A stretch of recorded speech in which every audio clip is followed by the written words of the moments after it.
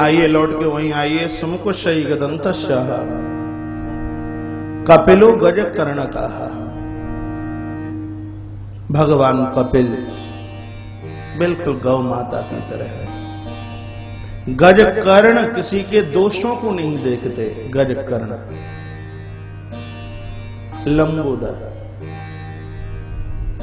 लंबोदर की कई व्याख्या आपने पहले सुनी है। 8 नाम बता रहे थे, उसमें भी यह नाम था। अब 12 नामों में लंबोदर की व्याख्या एक बार आप सुन लीजिए। एक बार की बात थी, कैलाश पर भगवान शंकर के दोनों पुत्र भगवान गणपति और श्री कार्तिकेय जी महाराज दोनों मां की गोद में थे। बड़े हैं गणपति और छोटे हैं श्री कार्तिकेय जी। गणपति मां का दूध पी रहे थे। कार्तिकेय जी ने कहा भैया वह हमारा भी नंबर आ जाने दीजिए। तो गणपति दूध पीते रहे, पेट बाहर निकल के आ रहा। और भगवान शंकर कहते हैं बेटा गणपति कार्तिकेय को भी तो दूध पी लेने दे। बोलता है कौन होगा दुनिया में जो मां के दूध से अलग हो जाए, मैं तो इस दूध को छोड़ने वाला नहीं। तब कहा भगवान शंकर ने अच्छा दूसरे के भाग पर अपना अधिकार दिखा रहे हो तो जाइए, हमारा श्राप है कि तुम्हारा पेट निकल करके बाहर आ जाए। लंबोदर नाम तब से यह सिद्ध हो गया है। ये तो वह है जो इस ग्रंथ में लिखा हुआ है। लंबवम उदरम यशसः लंबोदर। इसका अध्यात्म भाव यह है कि सुनी हुई बात को पचाना, हजम करना। कभी किसी के लिए तुम गड़बड़ सुन लो, बेकार सुन लो, और किसी से सुना और वैसे ही वैसे सामने वाले को जाकर के बोल दिया तो समाज में एक विखंडन बात शुरू हो जाएगा। क्या नहीं? आपकी एक बात से यदि समाज में द्रोह होता है, वैर बढ़ता है, लड़ाई होवे, झगड़ा होवे, तो वह अच्छा नहीं है, वह बढ़िया नहीं है। तो भगवान लंबोदर कहते हैं कि कानों से जो आप सुन रहे हैं ये लंबा पेट इसलिए है क्योंकि बात हजम करने की ताकत रखे। ऐसे लंबमम उदरम यशसः लंबोदर। अस्तु, अगला नाम क्या लिखाया? सुमुखुशई गदंतस्य कपिलो गज कर्ण का लंबोदरस्य विकट। जब दुष्टों का मर्दन करते हैं तो यह अपना विकट रूप धारण कर लेते हैं। अनादि भैया, घर में व्यक्ति सरल रहे, शांति से रहे, बिल्कुल फालतू में व्यर्थ में क्रोध ना करे। लेकिन जब मेरे धर्म के ऊपर, मेरे भारत और भारतीय के ऊपर कोई अंकुश उठाए तो उसके लिए हमें और आपको विकराल रूप धारण कर लेना चाहिए। और हर समय आपका तबला चढ़ा रही है तो ठीक नहीं है। मेरे धर्म के ऊपर, मेरे राष्ट्र के ऊपर, मेरे देश के ऊपर कोई ताल ठोक करके आगे आ गया है तो माताओं, चारों वर्णों की माताओं को उस समय छत्रयाणी बन जाना चाहिए। मां का दूध होता है, इसलिए हम राष्ट्र के हित में आए, हम देश के हित में आए।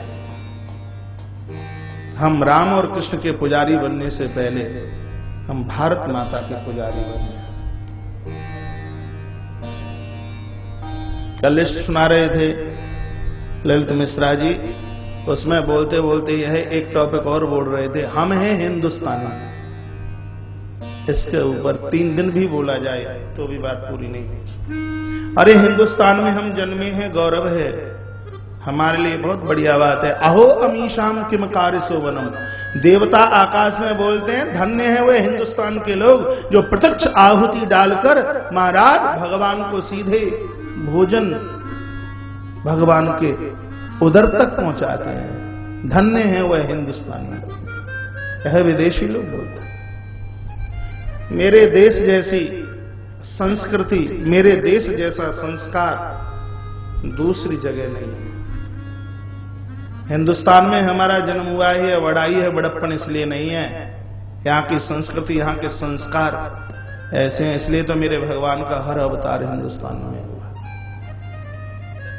दूसरों के पास संपत्ति हो सकती है लेकिन संस्कार नहीं, वैभव हो सकता है लेकिन अध्यात्म नहीं। और यह प्रमाण है इस बात का, विदेश में बहुत से देश ऐसे हैं जहां हर चौराहे पर आपको एक मेंटल हॉस्पिटल है, दिमाग का अस्पताल मिलेगा। लेकिन मेरे हिंदुस्तान में हर कदम, हर चौराहे पर तुम्हें एक न एक किसी न किसी देवी देवता का मंदिर जरूर नजर आ जाएगा। यह संस्कृति मेरे हिंदुस्तान की है, मेरे भारतवर्ष की। हमें गौरव होना चाहिए कि ऐसे राष्ट्र में हमारा जन्म हुआ।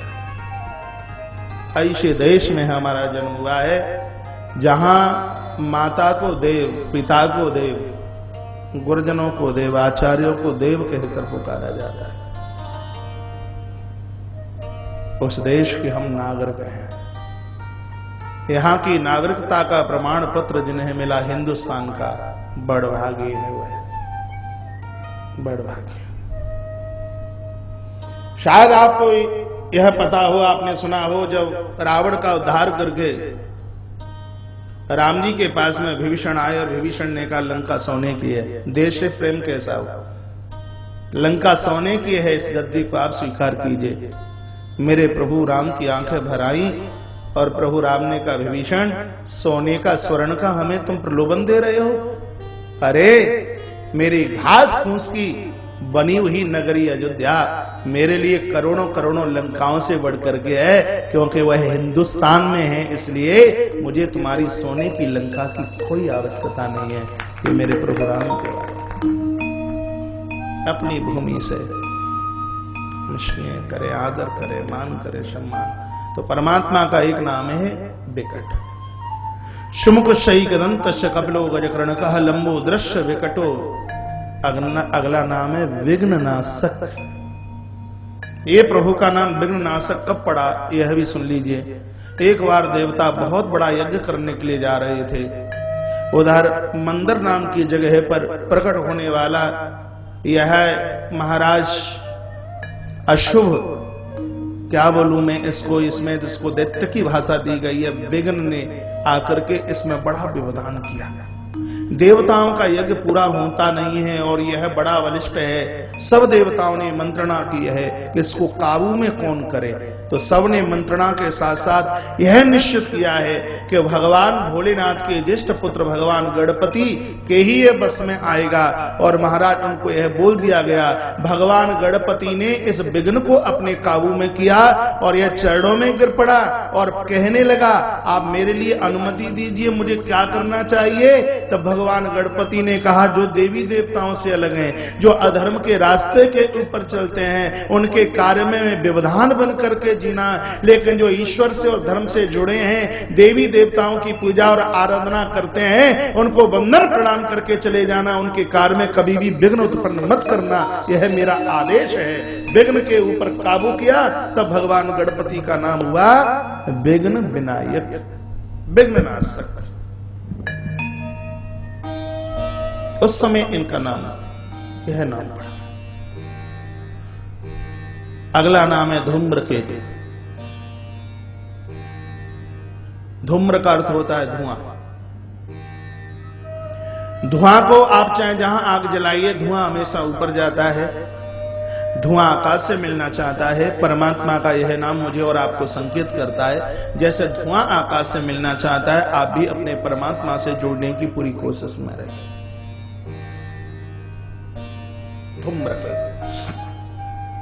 भालचंद्रो, चंद्रमा ने जिस समय भगवान की पूजा की है, भगवान गणपति की कब आराधना की कथा आगे चल करके आएगी। इंद्र और चंद्रमा से एक बहुत बड़ी गलती हुई है। गौतम पत्नी अहिल्या के सामने वह गलती हुई और उसके प्रायश्चित के लिए चंद्रमा ने बड़ी आराधना की है। सिद्ध पीठों में एक स्थान वो है, आर की कथा में आप सुनोगे। तब भगवान गणपति प्रकट हो गए और भगवान गजानन ने चंद्रदेव को कहा वरम्बुरी ही वरदान मांगिए, क्या चाहते हो।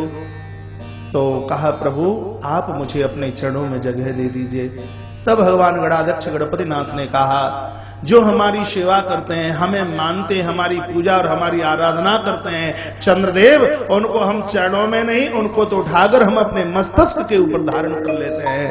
भगवान गणाध्यक्ष गजानन ने चंद्रमा को माथे के ऊपर धारण किया, नाम हुआ भालचंद्र। इसको अध्यात्म पुट लगा करके देखिए। भालचंद्र, भाल मतलब आपका मस्तिष्क है, चंद्रमा अर्थ शीतलता का नाम है। कितना भी घाटा हो जाए, नुकसान हो जाए, माथे की ठंडक को कभी समाप्त मत करना। माथे की शीतलता को कभी समाप्त मत करना। यह अमीरी और गरीबी, आना और जाना, यह तो बना ही रहेगा। जो आज है वो कल नहीं रहेगा। उस संसार के भौतिक पदार्थों के लिए और आप हर समय दिमाग खराब करके रहो, यह ठीक नहीं है। जैसे भगवान गणपति अपने माथे से चंद्रमा को नहीं हटाते, उसी प्रकार से आप भी अपने मस्तिष्क में से कभी भी महाराज शीतलता के चंद्रमा को अलग करने की कोशिश मत करना। इस नाम का प्रभाव है भालचंद्र। अगला नाम है गजानन। गजानन का अर्थ होता है गज प्लस आनंद। ये मैं बहुत संक्षेप में बोल रहा हूं, नहीं तो एक एक नाम के ऊपर एक घंटे तक प्रवचन किया जाए तो भी बात पूरी नहीं हो पाएगी। गजानन का अर्थ होता है हाथी का मस्तिष्क। गजानन भगवान को क्यों कहा गया? यह हाथी की बहुत बड़ी विशेषता है। हाथी आगे चलता है, पीछे मुड़ करके नहीं देख पाता। यह हाथी की बहुत बड़ी विशेषता है। गजानन शब्द इसलिए है, जब हाथी आगे चलता है पीछे मुड़ करके नहीं देख पाता। इसका मतलब है कि धर्म और सत्कर्म करने के लिए, परमार्थ कर्म करने के लिए आप चल पड़े हैं, तो आप पीछे मुड़कर परिवार की तरफ मत देखिए, क्योंकि जो अपने घर परिवार की तरफ पीछे मुड़ मुड़ करके देखते हैं वो राष्ट्र और परमार्थ का काम कभी पूरा कर ही नहीं सकते। वह कभी पीछे मुड़ करके नहीं देखते।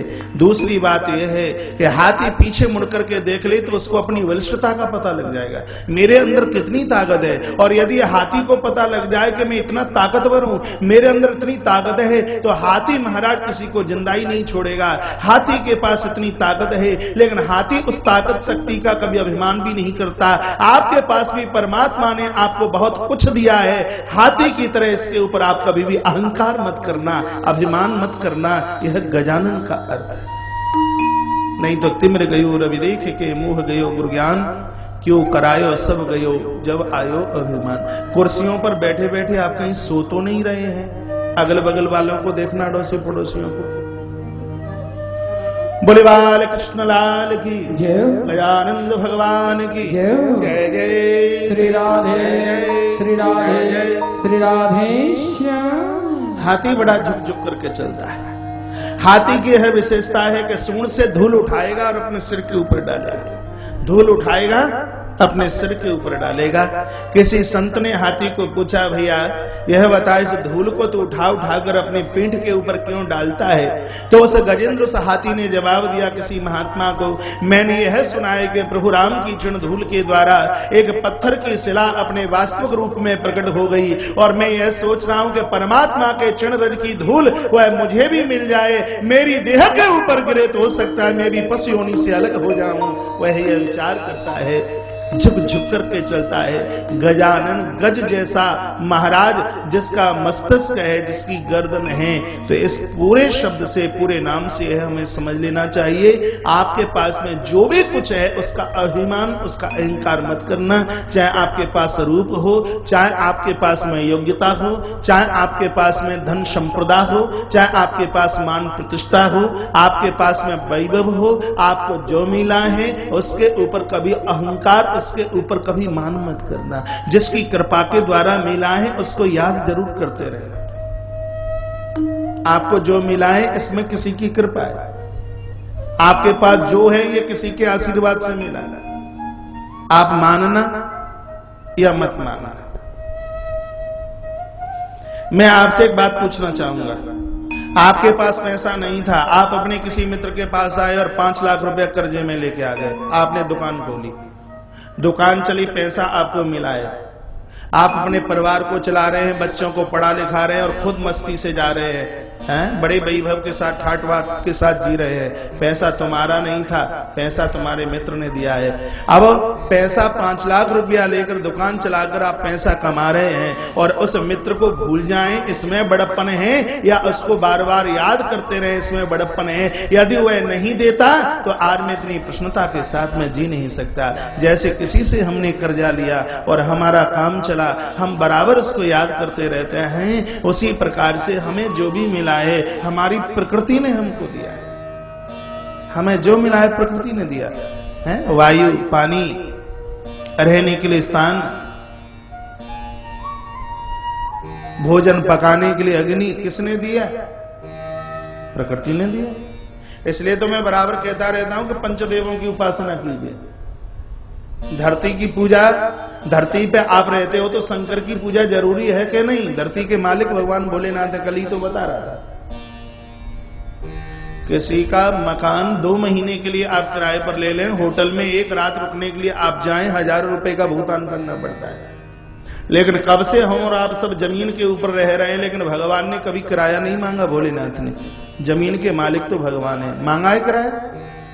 हाँ, बिलाया कभी किराया का? तो ऐसे प्रभु को याद करना चाहिए कि नहीं करना चाहिए?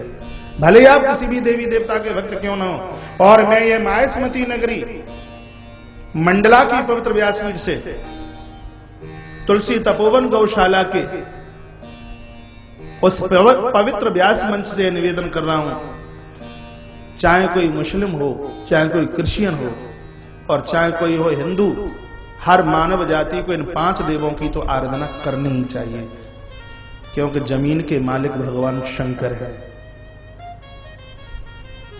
शब्द के मालिक भगवान विष्णु है, वाणी की तो जरूरत सबको है, शब्दों की जरूरत सबको है, जल के मालिक भगवान गणपति है। एक नल लगा लीजिए, सरकारी बिल आएगा, लेकिन भगवान गणपति ने आज तक बिल किसी के पास नहीं भेजा।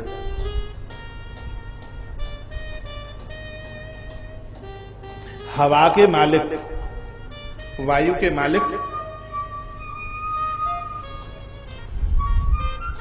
कौन है?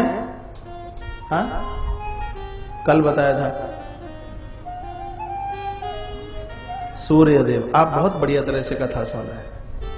तो भगवान सूर्य नारायण रसोई पकाने के लिए एक सिलेंडर लेकर के आइए, उसका कितना भुगतान करना पड़ता है, लेकिन हम तो इतनी श्वासें खर्च कर रहे हैं। कल बताऊंगा कि व्यक्ति 24 घंटे में कितनी श्वासें लेता है, लेकिन आज तक कभी भुगतान आपने किया है? नहीं किया। भोजन बनाने में सब जगह आप इतनी आग प्रयोग में लेते हैं, लेकिन माता भगवती दुर्गा ने कभी बिल आपके पास भेजा नहीं है।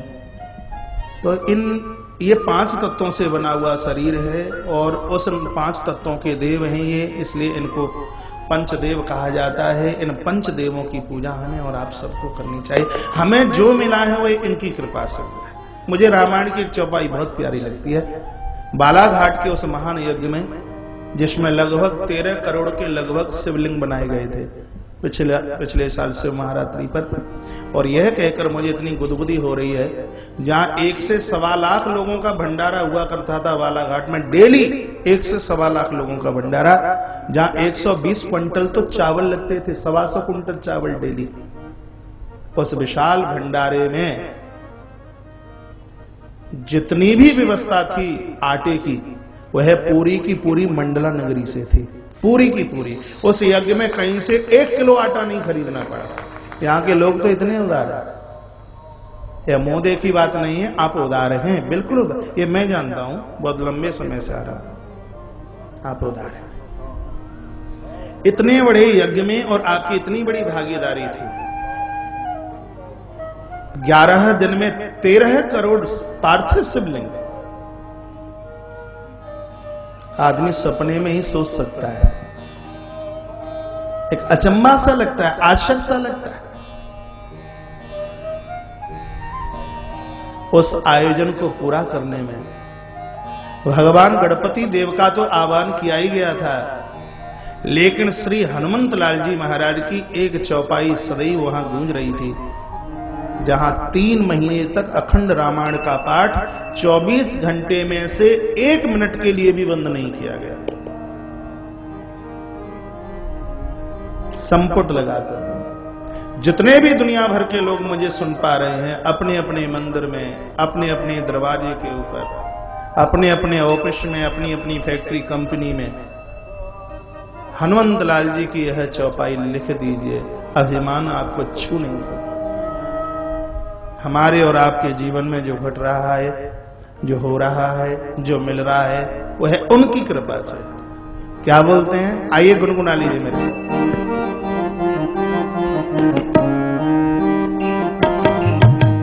प्रभु की कृपा वही सब काज, प्रभु की कृपा वही सब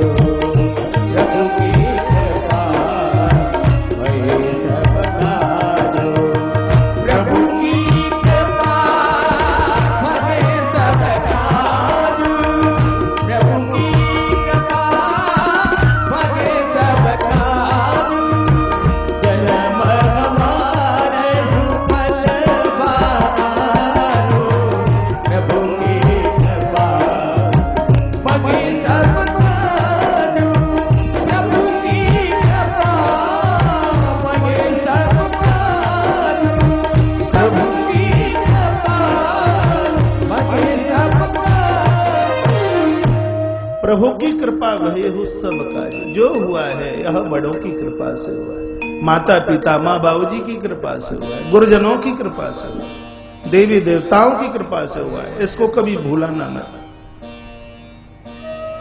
कभी ना भूलना।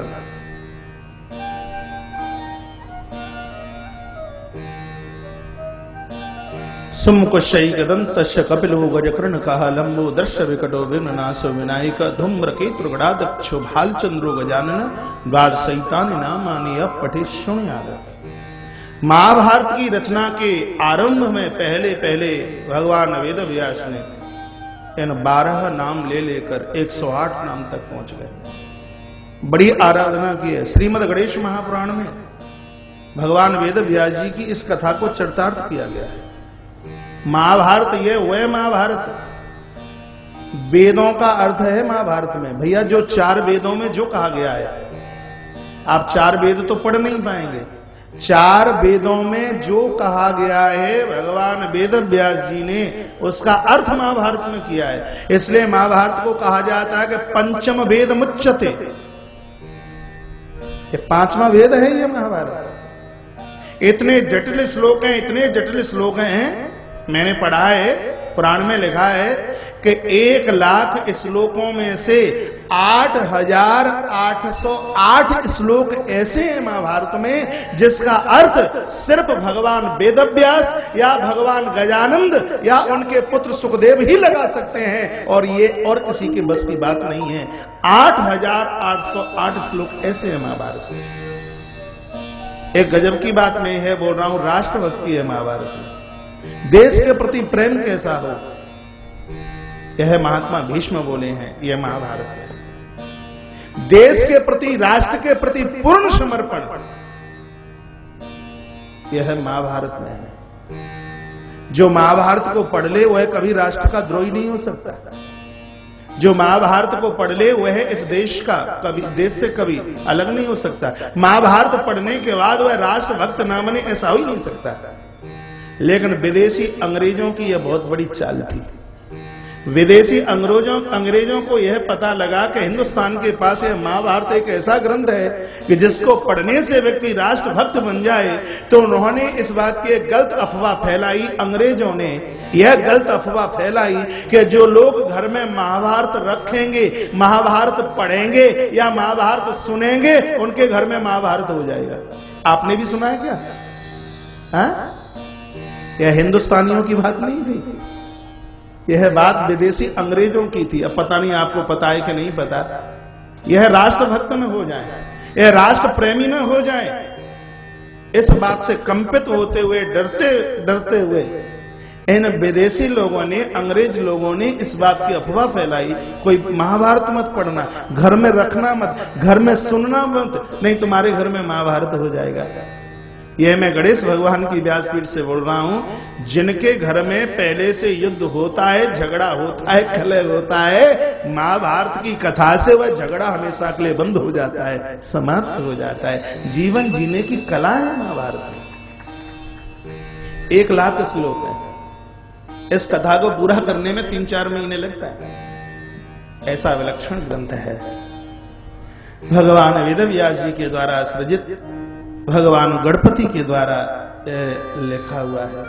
मराठा में एक बहुत बड़े हिंदुत्व को अपनाने वाले छत्रपति शिवाजी, इनकी किताबें आपने पढ़ी हो तो एक जगह इन्होंने लिखा है, जन्म से लेकर के मैं 14 साल तक का हुआ, तब तक मेरी माता जीजाबाई ने मुझे 4 बार महाभारत की कथा कंठस्थ करा दी, मुझे सुना दिया 4 बार। 14 साल की उम्र तक मैंने महाभारत पूरा का पूरा 4 बार पढ़ लिया। और ये उसी महाभारत का प्रभाव है कि मुझे खुद से भी इतना प्रेम नहीं है जितना मुझे अपने देश से प्रेम है, मुझे अपने राष्ट्र से प्रेम है। ये छत्रपति है शिवाजी के यह वाक्य। तो इस महाभारत के ऊपर मैं बोल भी इसलिए रहा हूं क्योंकि यह भगवान गजानंद, भगवान गणपति का दिया हुआ प्रसाद है। लेखनी तो गणपति की चली है। ऐसे भगवान गणपति, जहां तीनों देवताओं ने भगवान गणपति की पूजा की, ब्रह्मा जी ने भी की और भगवान विष्णु ने भी की और भगवान महेश्वर और भगवान शंकर ने भी इन तीनों देवताओं की पूजा की। आइए कथा में देखते हैं इन तीनों देवताओं ने भगवान को कैसे पूजा है, कैसे वंदन किया। कल आप सुन रहे थे विधाता ब्रह्मा का आविर्भाव भगवान नारायण की नाभि से हुआ। कल आपने सुना है भगवान महेश्वर और मां भगवती शक्ति के द्वारा बाईं भुजा का मर्दन किया गया, अमृत को 10वें अंग में रखा गया, वीर पुरुष प्रकट हुआ, कहा हमारा नाम बताइए, कह दिया गया सब संसार के कड़कड़ में तुम्हारी व्यापकता होगी, लोग इसलिए तुमको विष्णु के नाम से जानेंगे। और उनकी देह से महाराज असंख्य जल की धाराएं निकली। तो भगवान परमात्मा यह बोले हैं तुम जल के बीच में हो, इसलिए अब लोग तुम्हें नारायण के नाम से जानेंगे। दाहिने हाथ का मर्दन किया और इसमें से अमृत निकला,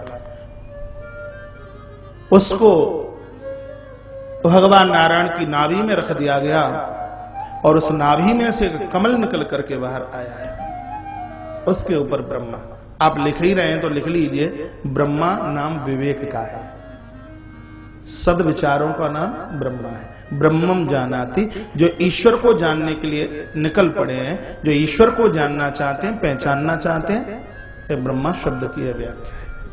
तो इसका जन्म कहां से होगा? कमल से। कमल की विशेषता क्या है? कमल की विशेषता यह है कि कीचड़ में जन्म लेता है कमल। विशेषता इसकी यह है कि कीचड़ में जन्म लेने वाला जो कमल है, लेकिन फिर भी कीचड़ की कोई बिंदुता इसकी पंखुड़ी को छू नहीं सकती। अर्थ यह लगाना है कि संसार भी एक गर्त की तरह है, मेरी और आपकी इंद्रियां पवित्र कमल की पंखुड़ी की तरह है। जैसे कीचड़ कमल को नहीं छू पाता, संसार रूपी गर्त में वासना का कीचड़ा भरा हुआ है। यह वासना का कीचड़ हमारी और आपकी पवित्र इंद्रियों को न स्पर्श कर पाए तो हम और आप फिर बिल्कुल कमल की तरह है। मैं कितनी बार बुलवाया करता हूं, जो जग में रहें तो ऐसे रहें जो जल में कमल का फूल रहे। कभी कभी आकर के लोग मिलते हैं और आकर के बोलते हैं महाराज हम तो कीड़े मकोड़े हैं, बस जीवन चला रहे हैं, जीवन चल रहा है, कीड़े मकोड़े हैं। इस व्यासपीठ से मैं निवेदन करना चाहूंगा, कीड़े मकोड़े क्यों बन रहे हो? कहते हैं कीड़े मकोड़े का जन्म कीचड़ से होता है, हम कीड़े मकोड़े हैं। बंधुओं, कीड़े मकोड़े का जन्म कीचड़ से होता है तो कमल का भी तो जन्म कीचड़ से ही होता है। कीड़ा मकोड़ा मत बनना, आज की कथा सुनकर कमल बनने की कोशिश करना। कमल जैसा फूल बनोगे, कोई महापुरुष चल करके आएगा और तुम्हें पुष्प समझकर उठाकर भगवान के चरणों में ले जाकर के पहुंचा देगा। कब? जब आप फूल की तरह जीवन जियोगे। ताली बहुत कमजोर बजी है, इसका मतलब है बात समझ में नहीं आई है। कमल पुष्प है, परिवार में ऐसे रहिए फूल की तरह, राष्ट्र में ऐसे रहिए, समाज में ऐसे रहिए फूल की तरह। फूल का मतलब होता है किसी के ऊपर भारी न पड़ना, हम किसी के लिए भारी न बने, हम लोगों की नाक में दम ना कर दें कि लोग हमसे परेशान हो जाएं। फूल की तरह हल्के। ये बात ऐसे समझ में नहीं आएगी, इसके लिए एक दृष्टांत ले लीजिए। श्रीधाम वृंदावन में अयोध्या से एक आश्रम में कोई महात्मा जी चल के आए। सावन का महीना था और सावन के महीने में वृंदावन में भारी भीड़ होती है। महात्मा जी ने आकर के कहा कि हम 1 महीना इस आश्रम में रुकना चाहते हैं। आश्रम के मैनेजर को यह बात कही। मैनेजर स्वामी जी के पास, महंत जी के पास पहुंचे, कहा ऐसे अवध से कोई महात्मा जी आए हैं। तो महंत जी बोले बोल दो कि आश्रम में इतनी भीड़ भाड़ है, कहीं पांव रखने के लिए जगह नहीं। संत को सूचना मिली, संत ने कहा हमने सौगंध खाई है, हम रहेंगे तो इसी आश्रम में रहेंगे, नहीं अवध वापस ले जाएंगे। फिर द्वारा सूचना महंत जी को भेजी गई तो महात्मा जी ने फिर कहा आश्रम में जगह नहीं है। तो फिर इधर से अवध के महात्मा कहने लगे कि हम यहीं रहेंगे। तब तीसरी बार में वह आश्रम के महंत जी एक कटोरे में जल भर के लेकर के आए। अनादि भैया ध्यान से सुनना है, लिखने लायक बात है। एक कटोरे में जल भर कर लेकर के आए और एक लोटा ऊपर से लिया और अयोध्या के महात्मा जी के सामने आके खड़े हो गए। भरे कटोरे में लोटे में से जल डालने लगे। कहा बाबा जी सुनो, कटोरा जल के द्वारा भरा है, ऊपर से पानी डाल रहे हैं, जगह न होने की वजह से नीचे गिर रहा है। जगह होती तो जल इसमें समा जाता। जैसे कटोरे में जगह नहीं है, पानी नीचे गिर रहा है, उसी प्रकार से आश्रम भी ऐसे ही भरा हुआ है। आपको रहने के लिए जगह ऐसे ही नहीं है जैसे भरे हुए कटोरे में और पानी डालने के लिए जगह नहीं है ऐसे। तो महात्मा जी तो बड़े होशियार थे। संत ने अपनी झोली में से एक फूल निकाला और वह फूल भरे कटोरे के पानी की सतह के ऊपर रख दिया और कहा, गुरुजी आपके पानी को मेरे फूल से कोई दिक्कत तो नहीं है? कहा कोई दिक्कत नहीं है। तो जैसे तुम्हारे भरे कटोरे में इस फूल के द्वारा कोई दिक्कत नहीं है, उसी प्रकार से तुम्हारे भरे आश्रम में मेरी वजह से किसी को कोई तकलीफ नहीं होगी। मैं इस फूल की तरह आपके आश्रम में पड़ा रहूंगा। तो कहने का मतलब है, घर में परिवार में आप जहां भी रहें बिल्कुल फूल की तरह रहिए, पुष्प की तरह। आपसे किसी को दिक्कत ना हो, आपसे किसी को परेशानी ना हो। इसका मतलब है कमल। कमल भगवान की नाभि से निकलता है। भगवान सद्विचारों का नाम है, भगवान सदचरित्र का नाम है, भगवान पुरुषार्थ का नाम है, भगवान अच्छे संस्कारों का नाम है, भगवान सुंदर नियति का नाम है। भगवान, इसके ऊपर जितना बोला जाए उतना कम है। इतनी चीजें होंगी तो आप ऑटोमेटिक कमल बन जाओगे। और कमल बन गए तो वहां ब्रह्मा तो पैदा हो ही जाएंगे, यानी जीवन कमल जैसा बन जाएगा तो विवेक रूपी ब्रह्मा प्रकट हो जाएगा। श्री विधाता जी प्रकट हो गए। विधाता ने चारों तरफ देखा, हमारा सब जगह जल ही जल नजर आ रहा था। हजारों सालों के लिए है नीचे अपनी खोज के लिए गए, पता नहीं चला। तब भी किया इन्होंने, इतने में एक जबरदस्त घटना घटी है। क्या जबरदस्त घटना घटी कि भगवान जहां शयन स्थिति में थे तो भगवान के दो कानों में से दो निशाचर प्रकट हो गए। यह श्रीमद् गणेश महापुराण में बड़ी विलक्षण कथा है। यह मुझे बहुत प्यारी लगती है। यह कथा, यह गणेश पुराण की इतनी सुंदर कथा कि भगवान के दो कानों में से दो दैत्य प्रकट हुए। एक का नाम है मधु और दूसरे का नाम है कैटभ। इनका नाम है मधु कैटभ। मधु और कैटभ अध्यात्म भाषा में राग और द्वेष को कहते हैं। भक्ति में राग और द्वेष दोनों बाधक हैं। साधारण भाषा में आप समझ पाए तो यह राग द्वेष का अर्थ है, यानी मधु कैटभ का अर्थ है मित्र और दुश्मन। यह मित्र और दुश्मन कान से ही पैदा होते हैं। आप कहोगे कान से कैसे पैदा होते हैं मित्र और दुश्मन? कान से इसलिए पैदा होते हैं कि किसी व्यक्ति ने आपको यह कह दिया कि वो व्यक्ति आपकी बड़ी बड़ाई कर रहा था, वह व्यक्ति आपकी बड़ी प्रशंसा कर रहा था। कान से ही तो सुना है आपने, अभी देखा तो नहीं। आप गदगद हो जाते हैं और कहते हैं वो बढ़िया आदमी है, वो तो मेरा मित्र है। अपनी बड़ाई सुनी तो वह तुम्हारा मित्र हो गया। लेकिन एक व्यक्ति ने आकर के ये कहा कि फलानी नाम की दीदी तुम्हारी बड़ी बुराई कर रही थी, तुम्हारे लिए बड़ा उल्टा पुल्टा कह रही थी। कान से ही तो सुना है, एक मिनट में वह तुम्हारी दुश्मन हो गई। अभी तुमने देखा नहीं उसको, सिर्फ कान से सुनी तो लिया है। कान के सुनने से मित्र मित्र हो गया, कान के सुनने से ही कोई दुश्मन हो गया। बात समझ रहे हैं आप जो मैं बोल रहा हूं? तो मधु और कैटभ का जन्म भगवान के कान से ही क्यों हुआ? क्योंकि मधु कैटभ का अर्थ होता है मित्र और दुश्मन। तो मित्र और दुश्मन का जन्म भी तो कान से ही है। कान से बड़ाई सुन ले तो मित्र है, कान से उसकी बुराई सुन ले तो यह दुश्मन है। अध्यात्म भाषा में इसको राग और द्वेष कहते हैं। राग कहते हैं मित्र को और द्वेष कहते हैं दुश्मन को। राग कहते हैं मित्र को, यह मेरा है, यह मेरा, यह मेरा, यह मेरा, यह मेरा है, यह राग। इतना मिल गया, ओ बड़े सुंदर बंगला मिल गया है, सुंदर नौकरी मिल गई, प्रमोशन हो गया नौकरी में। ये क्या? ये राग। जो मिला है उसके ऊपर संतुष्ट ना होना, यह राग है ये। लेकिन किसी की बढ़ोत्तरी देख करके हम मुंह लटक गया, बड़े परेशान हो गए। अपना बेटा 40 का हो गया, विवाह नहीं हुआ, कोई दिक्कत की बात नहीं, लेकिन पड़ोस में बैंड बज गया तो इसको बड़ी तकलीफ है। बंधु, इसी का नाम तो द्वेष है। व्यक्ति अपने दुख से दुखी नहीं जितना कि वह दूसरों के सुख से परेशान है, यह द्वेष है। यह मैं बहुत बार कथाओं में यह निवेदन करता रहता हूं, हम कितने भी पुजारी हों, कितने भी बड़े भक्त हों, जब तक हमारे जीवन में यह राग और यह द्वेष रहेगा, तब तक बंधुओं हमारी और आपकी भक्ति में खुशबू नहीं आ सकती। मैं जो बोल रहा हूं आप सुन रहे हैं? एक छोटा सा दृष्टांत ले लीजिए। संत महापुरुषों के मुंह से मैंने सुना है, किसी व्यक्ति ने कुआं खोदा, हो सकता है आपके बीच में कभी गुनगुनाया हो मैंने, पानी बड़ा मीठा निकला। दौड़ता हुआ गुरुजी के पास पहुंचा, कहा गुरुदेव आपकी कृपा से पानी बहुत मीठा निकला है, आप पधारते बड़ा अच्छा होता। गुरुजी ने कहा बेटा कल प्रातः आ जाएंगे। पूरी रात सोया नहीं, इंतजार, प्रतीक्षा की घड़ी में बड़ा आनंद आता है, लेकिन जिन्होंने प्रतीक्षा की हो अनुभव वही कर सकते हैं। माता सवरी ने प्रभु की बड़ी प्रतीक्षा की, बड़ा आनंद आता है प्रतीक्षा।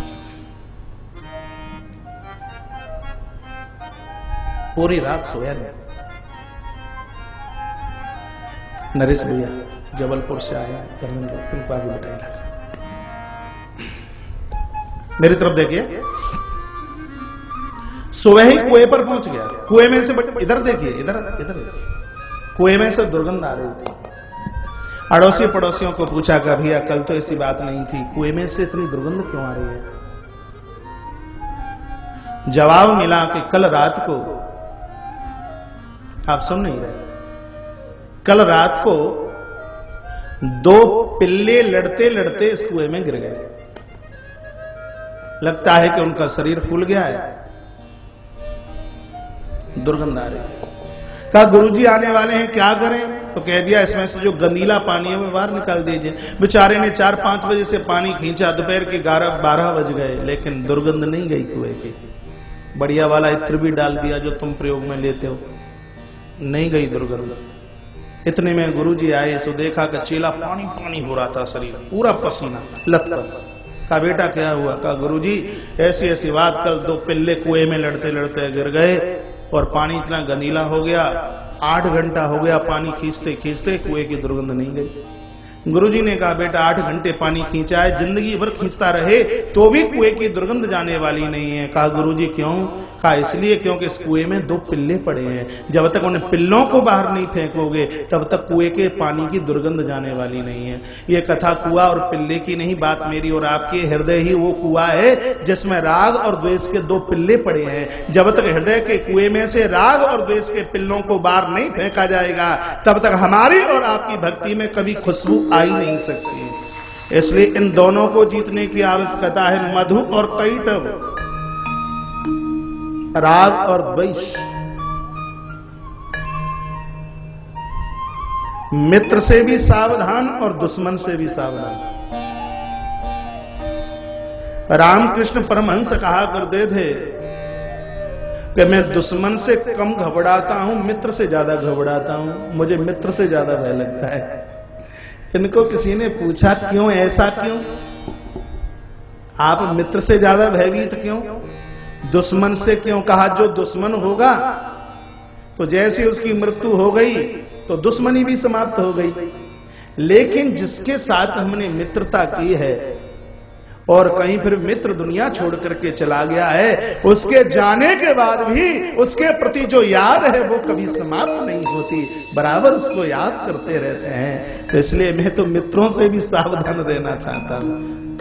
वो बोलते थे अपने भजन में, अपनी बात में, कि भजन में तो ये दोनों ही बाधक है, ज्यादा मित्र भी ज्यादा दुश्मन भी। तो यह राग द्वेष यानी मधु और कैटभ की कथा चल रही है।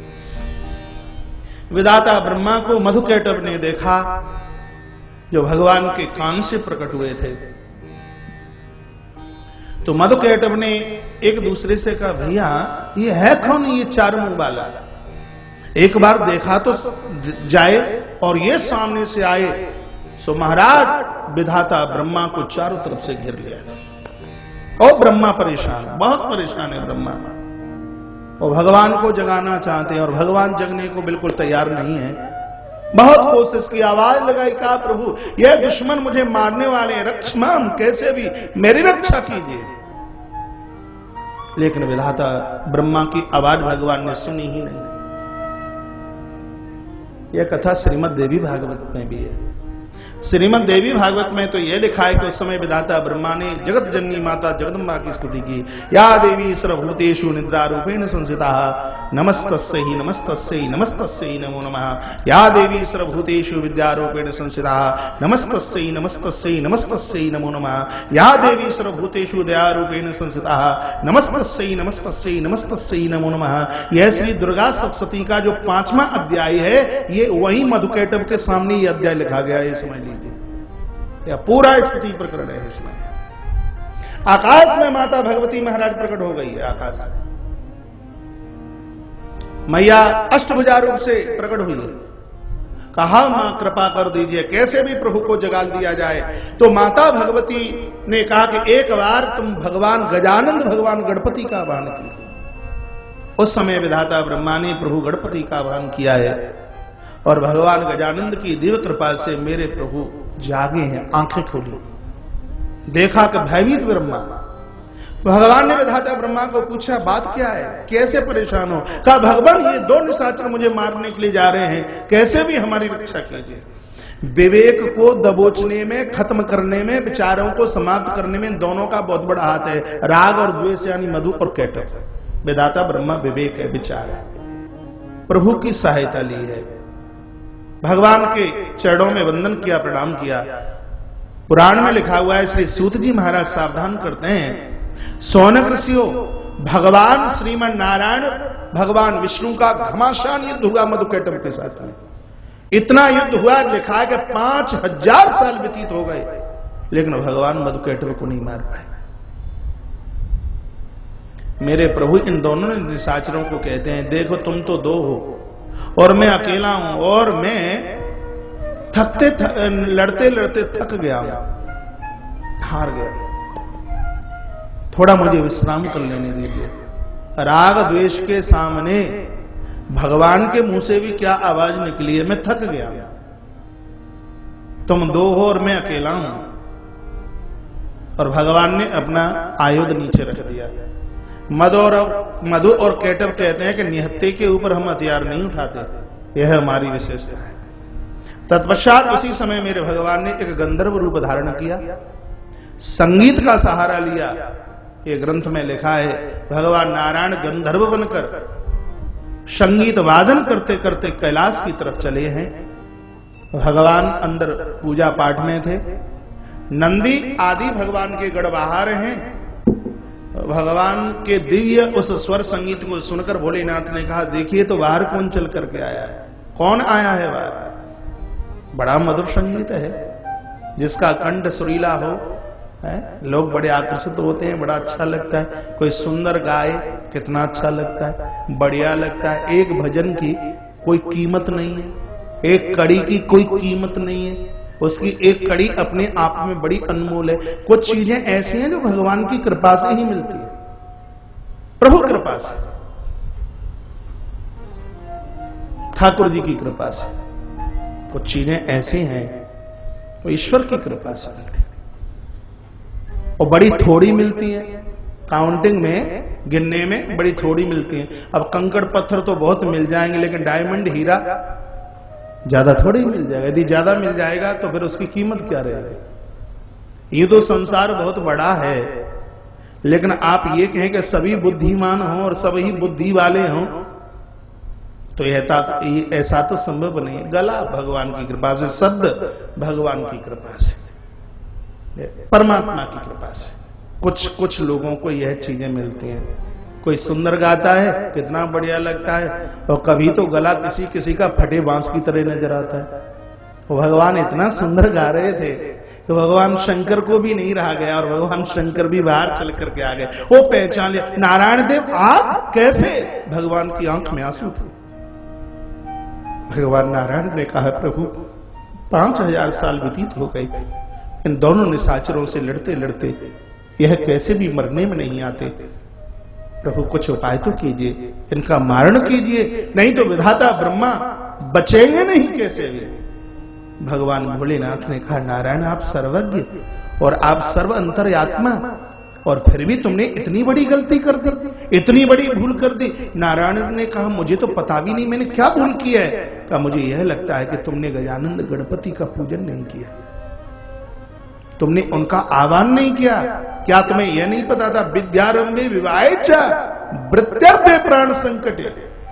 क्या संग्राम में जाए, विद्या के लिए जाए, विवाह के लिए जाए, नए भवन में जाए, तो सबसे पहले गणपति का आवाहन, गणपति की पूजा तो बहुत ही ज्यादा जरूरी थी।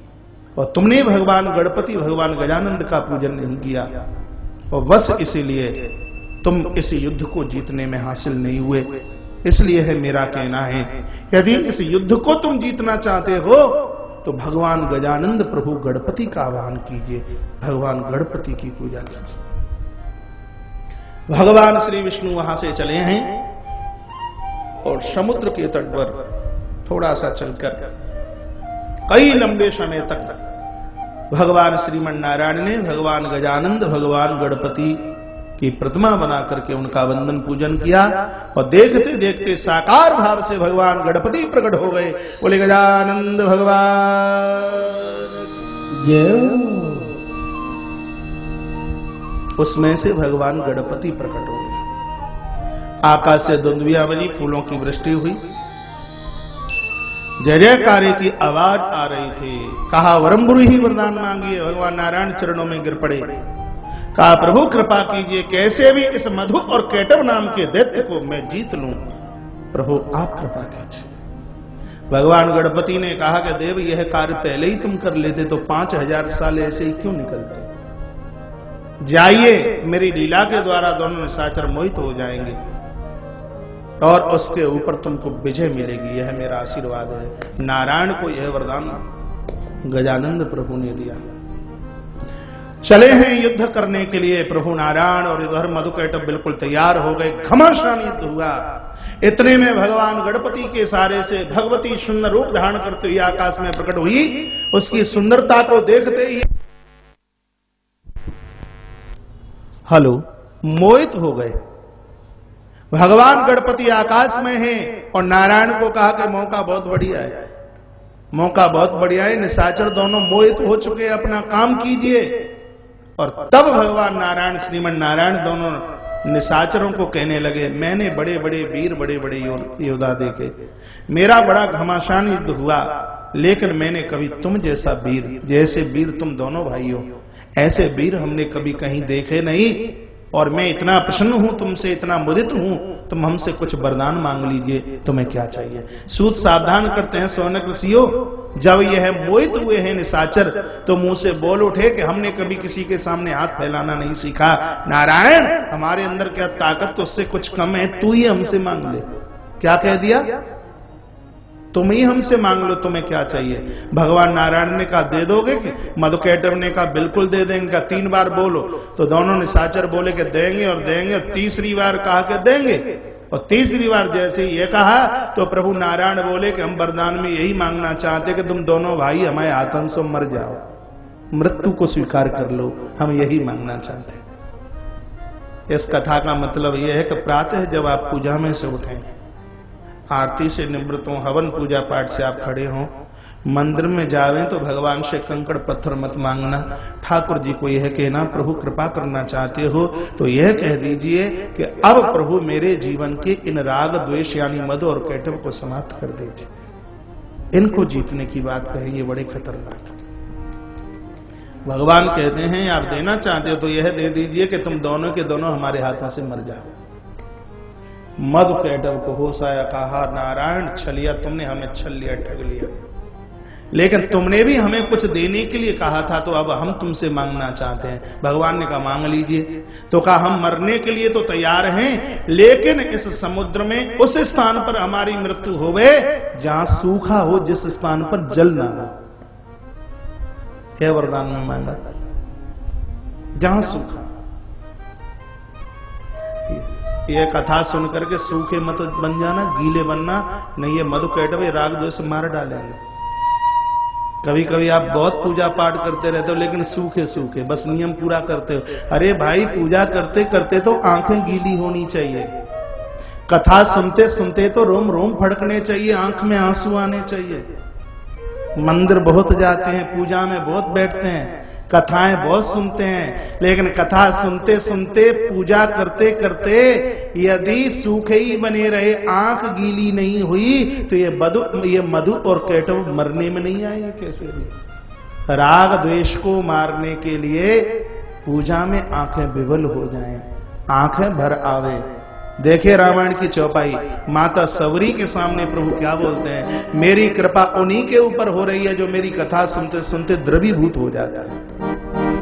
मम गुण गावत पुलक सरीरा, मम गुण गावत हरि बोल सरीरा, मम गुण गावत पुलक सरीरा, गद गद वीरा नगन मगनीरा, गद गद वीरा नैन मगनीरा, मम गुण गावत पुलक सरीरा, मम गुण गावत पुलक सरीरा, मम गुण गावत पुलक सरीरा, मम गुण गावत पुलक सरीरा, गद गद वीरा नयन मगनीरा, गद गद वीरा नयन मगनीरा, मम गुण गावत पुलक सरीरा, मम गुण गावत पुलक सरीरा, मम गुण गावत पुलक सरीरा, मम गुण गावत पुलक शरीरा, गद गद गिरावे नैन वही, शरीर रोमांचित हो जाए, आंख भर आए। मैं नहीं कहता आप 4 घंटे भगवान की पूजा करें, जितनी देर आप मंदिर में पहुंचे तो यह लगे कि साकार भाव से प्रभु हमें बात कर रहे हैं। पूर्व में आपने गणेश पुराण में भक्त भुसुंडी की कथा सुनी है।